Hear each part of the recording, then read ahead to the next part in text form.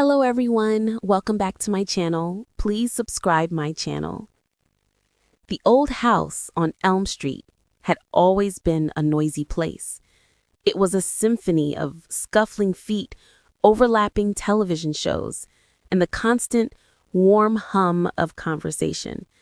It was the sound of the Miller family, a sound that Amy Miller had built her life around. But that afternoon, the house was silent.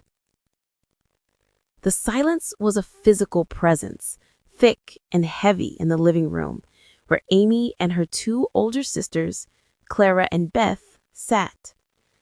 The plastic-covered sofa creaked under Amy's weight as she shifted, the sounds unnaturally loud in the quiet.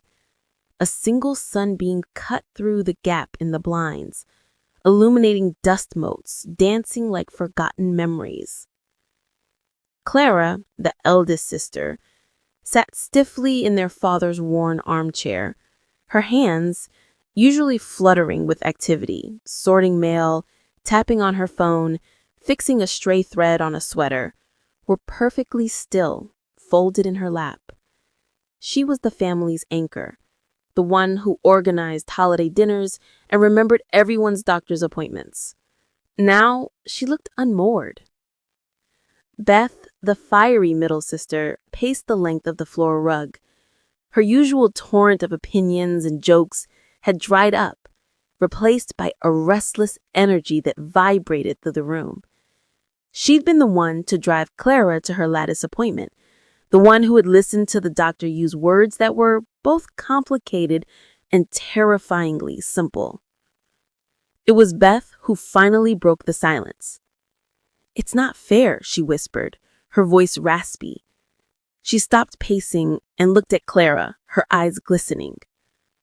"You're the healthy one. You're the one who eats the salads and goes for walks." A small, sad smile touched Clara's lips. "The body doesn't care about salads sometimes, Bethy." Amy felt a hot tear escape and roll down her cheek, tracing a path through her powder. She quickly wiped it away. She was used to being the one who needed taking care of, the one whose struggles were visible for the world to see on a scale. Her sisters had always been her cheerleaders, her support system. The universe had somehow flipped their roles, and the ground beneath Amy felt dangerously soft. "What do we do?" Amy asked, her voice small. "What do you need?" Clara took a deep breath, and for the first time, Amy saw a crack in her steadfast composure.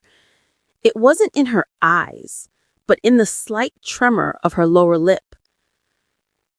"I need you both," Clara said, her gaze including Beth, who had finally sunk onto the couch beside Amy. "I need normalcy. I need to hear about Amy's garden and Beth's disastrous attempts at online dating. I need to hear the television. I need this house to sound like our house again." Beth let out a sound that was half sob, half laugh. "I can definitely provide disastrous dating stories.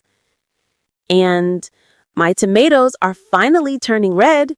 The big one, the one I named Bertha, is almost ready to pick." Clara's smile grew a fraction more genuine. "See? That's what I need. I need to taste Bertha the tomato." The heavy silence began to recede, not gone, but pushed to the corners of the room by the familiar cadence of their voices. They talked for an hour, carefully navigating around the giant, frightening thing in the center of the room. They made a plan. Beth would take charge of medical schedules and research. Amy, who worked from home, would be in charge of meals and making sure Clara never felt alone. It was a new kind of family dynamic, a new map they would have to draw together. As the evening light began to fade, painting the room in shades of orange and gray, Amy reached out, her hand covering Clara's. After a moment, Beth placed her hand on top of theirs. No more words were needed. The diagnosis was a storm cloud on their horizon, vast and unpredictable. But in that quiet living room, the three sisters built their anchor. It wasn't made of steel or stone, but of something far more resilient, the unwavering, noisy, complicated love that had always filled the house on Elm Street. They would face this the only way they knew it, together.